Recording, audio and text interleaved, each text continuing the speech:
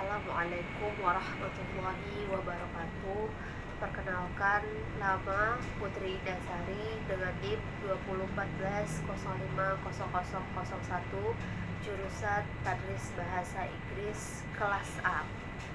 Baiklah, pada video kali ini dan pada kesempatan kali ini saya akan menghafalkan, menerjemahkan per kata sekaligus membacakan kandungan Quran Surah Al-Baqarah ayat 183 sampai 184.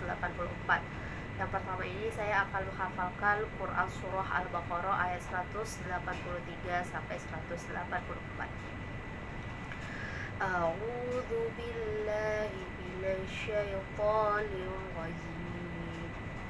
Bismillahirrahmanirrahim.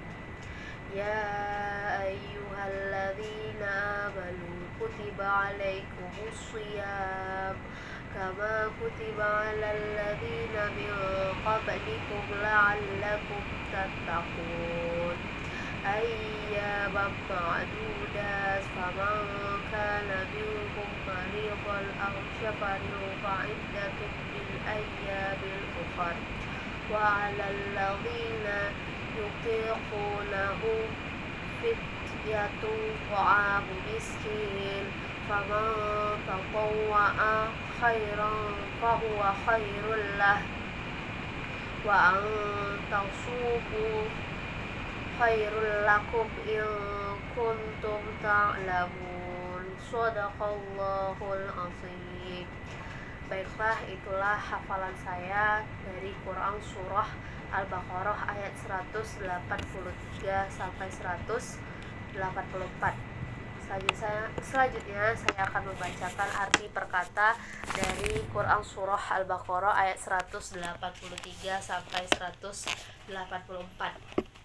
Yang pertama dimulai dari Quran Surah Al-Baqarah ayat 183. Ya ayyuhalladzina, wahai orang-orang yang amalu, beriman, kutiba, telah diwajibkan, alaikum, atas kamu, as-syiyam, berpuasa, kama kutiba, sebagaimana diwajibkan, alal ladzina, atas orang-orang, min qablikum, sebelum kamu, la'allakum, agar kamu tattaqun, bertakwa. Selanjutnya Quran Surah Al-Baqarah ayat 184. Ayyam, yaitu beberapa hari, ma'dudat, yang tertentu, famang, maka barang siapa, kana minkum, di antara kamu, maridon, sakit, au ala safarin, atau dalam perjalanan lalu tidak berpuasa, fa'iddatun, maka wajib mengganti bilangan hari itu, bil ayyamin, pada hari-hari ukhar, yang lain. Wa 'alal ladzina, dan bagi orang-orang yang yutiqunahu, berat menjalankan, fidyatun, wajib membayar fidyah, ta'amu miskin, yaitu memberi makan orang miskin. Famang, tetap barang siapa, tatawwa'a, dengan kerelaan hati mengerjakan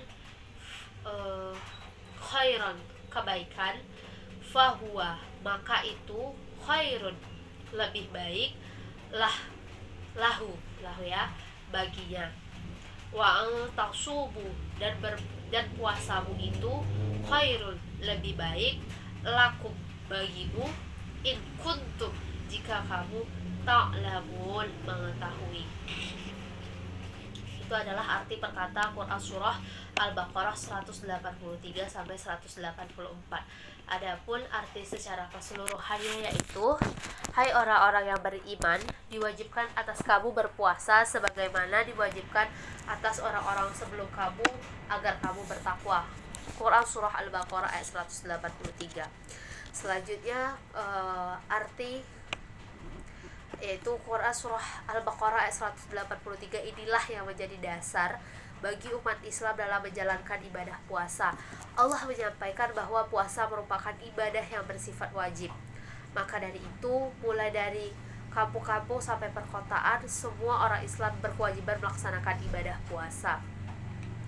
Jadi tanpa dipilih-pilih, mau orang kota, mau orang dewasa tetap menjalankan ibadah puasa.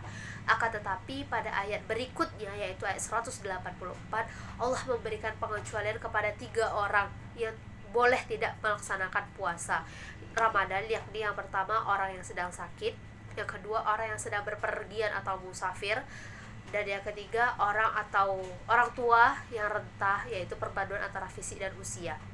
Dimana arti Quran Surah Al-Baqarah ayat 184 yaitu beberapa hari tertentu, maka barang siapa di antara kamu yang sakit atau sedang dalam perjalanan lalu tidak berpuasa, maka wajib mengganti sebanyak hari yang dia tidak berpuasa tersebut pada hari-hari yang lain.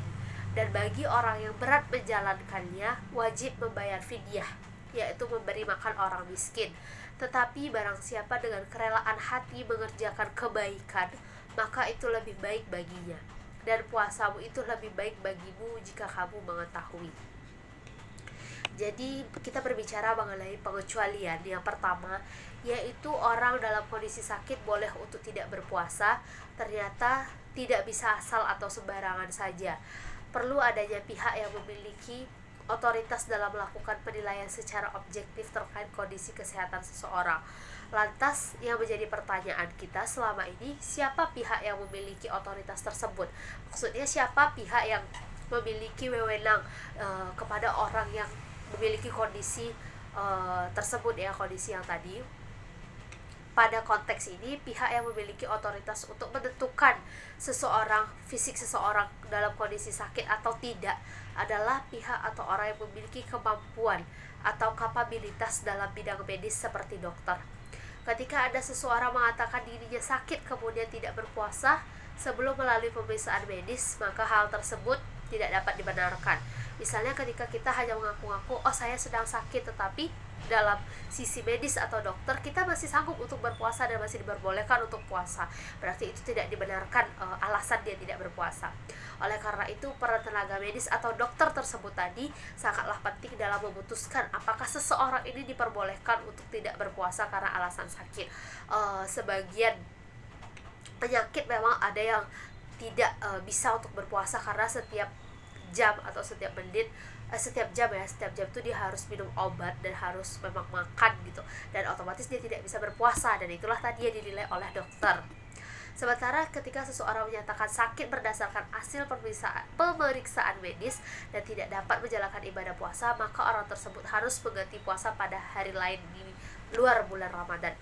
Misalnya ketika saat itu kita sakit yang memang tidak bisa untuk berpuasa, misalnya kita diare, dan diare itu kan kita harus minum obat karena kita kan selalu mengeluarkan cairan gitu, dan di dalam tubuh kita juga keluar gitu kan saat kita diare.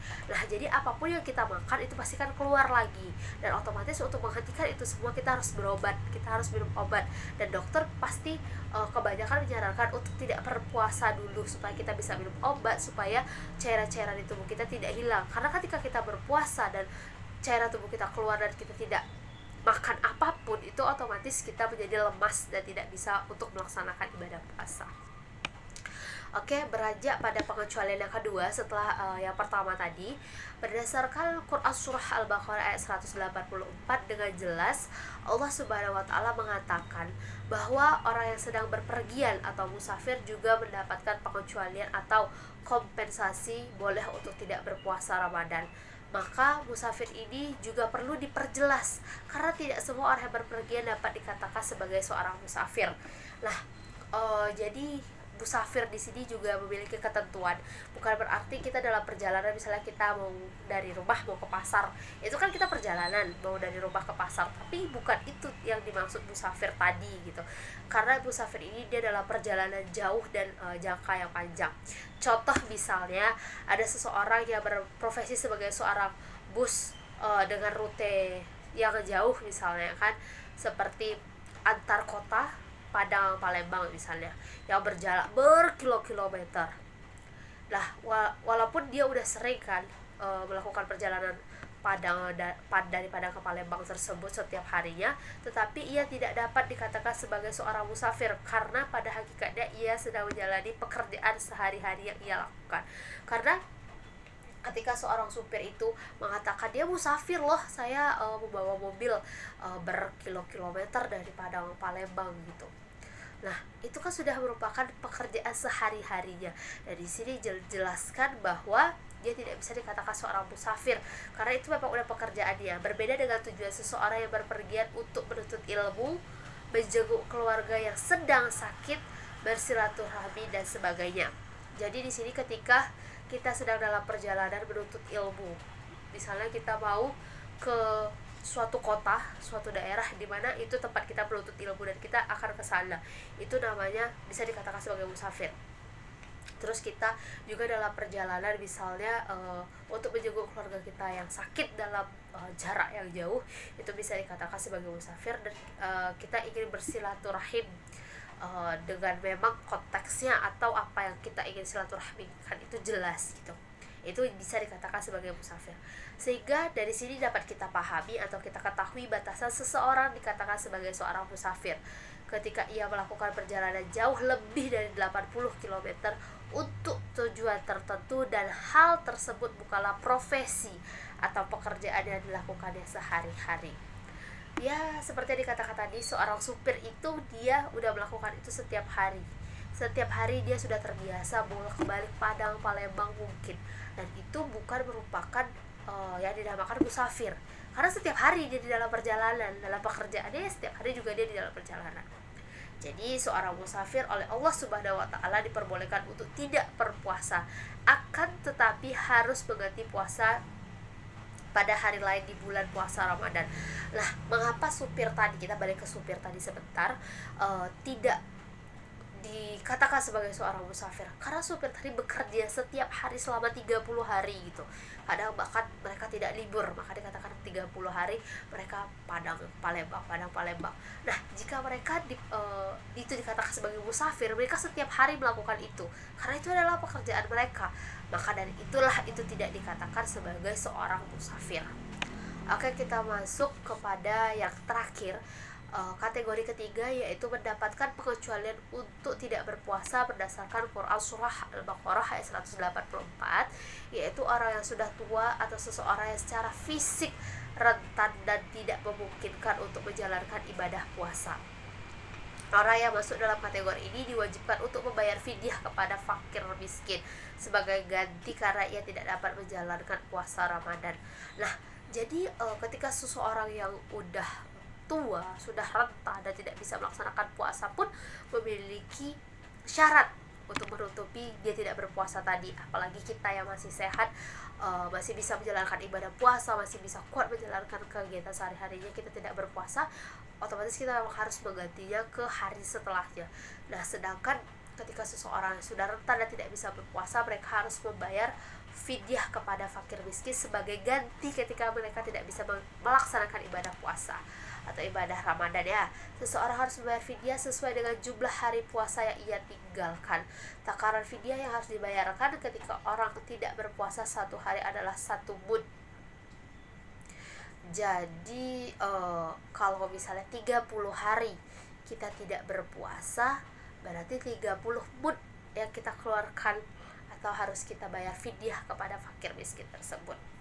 Setelah itu, ukuran 1 mud dapat diartikan jumlah total biaya dikeluarkan orang tersebut untuk makan sehari-hari. Oke, berarti di sini ketika 30 hari kita tidak berpuasa dikali dengan 1 mud berarti 30 mud dalam 1 bulan tidak berpuasa. Dan itu bisa dihitung gitu, berapa kira-kira kita makan dalam 1 hari gitu. Contohnya 1 mud seorang wali kota dengan 1 mud seorang pekerja kantoran bisa jadi berbeda, tergantung biaya makan yang dikeluarkan dalam sehari-hari. Misalnya soal kita biasa makan 1 hari itu 50.000 untuk makan, misalnya contoh ya, 50.000 berarti 50 ribu dikali dengan 30 mud karena kita 30 hari tadi tidak bisa berpuasa, berarti 50 dikali 30 mud, 5 kali 3 15, berarti 1.500.000 gitu kan, itu untuk membayar fidyahnya.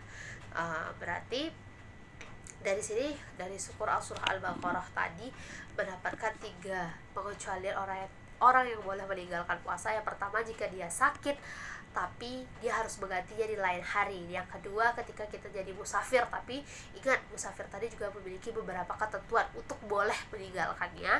Dan yang terakhir, orang yang sudah renta tidak bisa lagi berpuasa itu diganti juga, tapi dengan cara membayar fidyah kepada orang miskin sebanyak 1 mud.